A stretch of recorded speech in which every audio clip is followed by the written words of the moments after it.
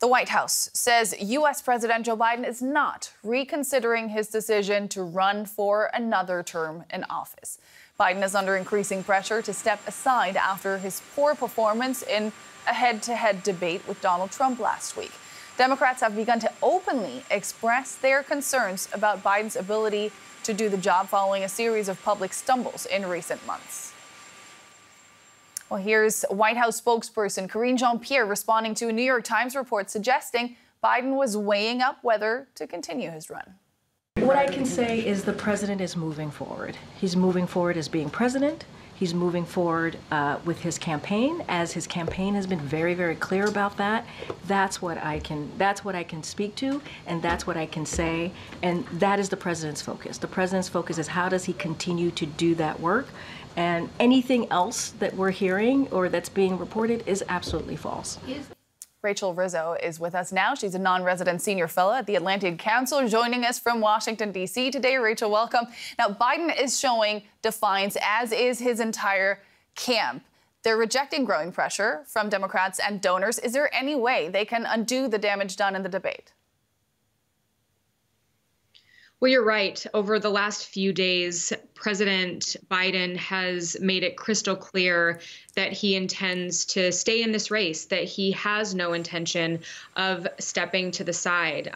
But his camp has also acknowledged that the debate was pretty disastrous. And so going forward, it's imperative that he doesn't have another night like he had last Thursday during his presidential debate against Donald Trump. He should probably try to do more unscripted debate style interviews like he did or last week, I should say, to show that he is capable of thinking on his feet, voicing his policies, and selling his reelection bid to the American people. That's what's going to be most important going forward from here on out for him. Yeah, the election is only about 4 months away, and this is right now all anyone is talking about.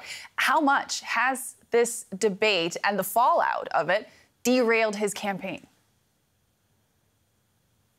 Well, I think, it happens in cycles, right? News cycles last for a few days and then something else takes it over. But this really has dominated headlines for coming up on a week now. And the hope is that he'll be able to talk to people on his campaign, reassure them. This is what he did earlier today or yesterday. He got on a call with folks on his campaign, letting him know that he is capable of doing this job, that he does not intend to step back. He had a call with Democratic governors tonight. In fact, he might even be on that call now. I think it was set to start at 6:30, reassuring Democratic governors around the country that he is fit and able to do this job. So it has somewhat derailed it over the last week or so. It's really taken over headlines. The hope is that that doesn't last too much longer and he's able to right the ship from here on out. And Donald Trump is going to do whatever it takes to avoid that. You focus in your research on the transatlantic relationship, and this issue is, of course, also being closely followed in Europe. How do you think America's allies feel about the possibility of Biden dropping out of the race? Look, I think anyone who watched that debate on Thursday, certainly America's allies, were probably a little bit nervous. But the fact is that Biden, as he has said before, he tells the truth. He didn't tell it well last week, but nonetheless, he did tell the truth. And that is one thing that I think sets him apart from Donald Trump. His debate was sort of spewed with lies and falsehoods. And, it's sort of a difficult sell to allies across the pond that the Trump presidency would be good for them. I think it's clear that it wouldn't. The good news is that we have the 75th anniversary NATO summit coming up next week here in Washington. It's going to be a massive stage, 32 leaders from NATO countries, I think 37 world leaders in all. So Biden really has a chance, I think, to show the world the president that he is, and sort of allay concerns from people in Europe that might be nervous at this point in time. That was Rachel Rizzo from the Atlantic Council. Thank you so much for all those insights. Thanks. Let's go straight to DW's Washington Bureau Chief, Ines Pohl. Welcome, Ines. Talk us through this latest episode in this debate surrounding Joe Biden's candidacy. Well, Biden's spokesperson just said that he's absolutely, I quote her here, absolutely not considering to step down. And she denied a report by the New York Times that the president is indeed weighing if he should run for a second term.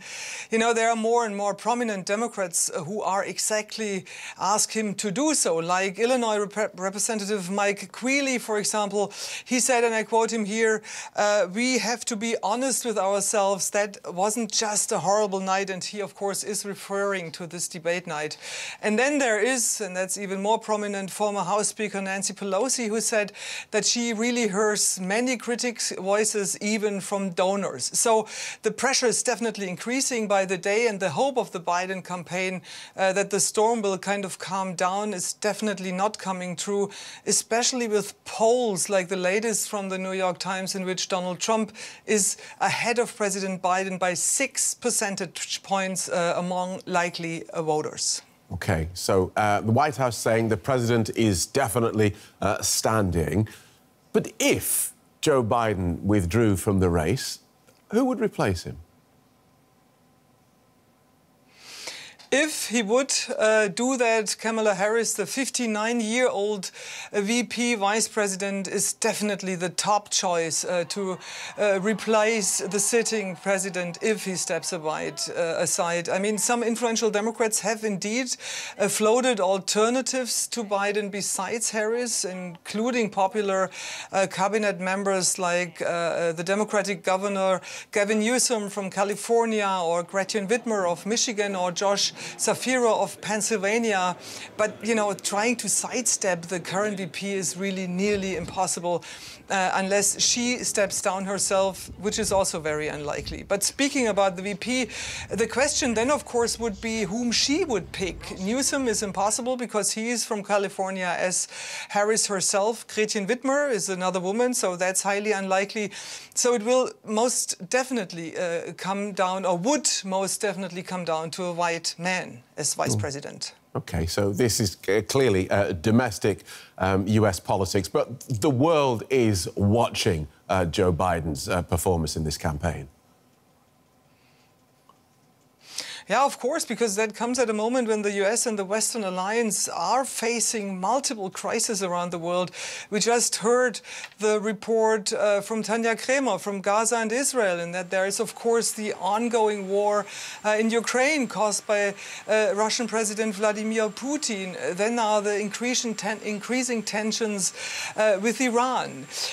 You know, NATO leaders are gathering in Washington next week at the summit to discuss all those topics, and I assume that Biden will not announce anything until the summit to not kind of overshadow this meeting, which actually was meant to be a celebration of the alliance 75th birthday. But the summit only starts on July 9th, so this is nearly a week to go from today, and of course a lot can happen until then. OK, thanks for that, Ines. DW's Washington Bureau Chief, Ines Pohl.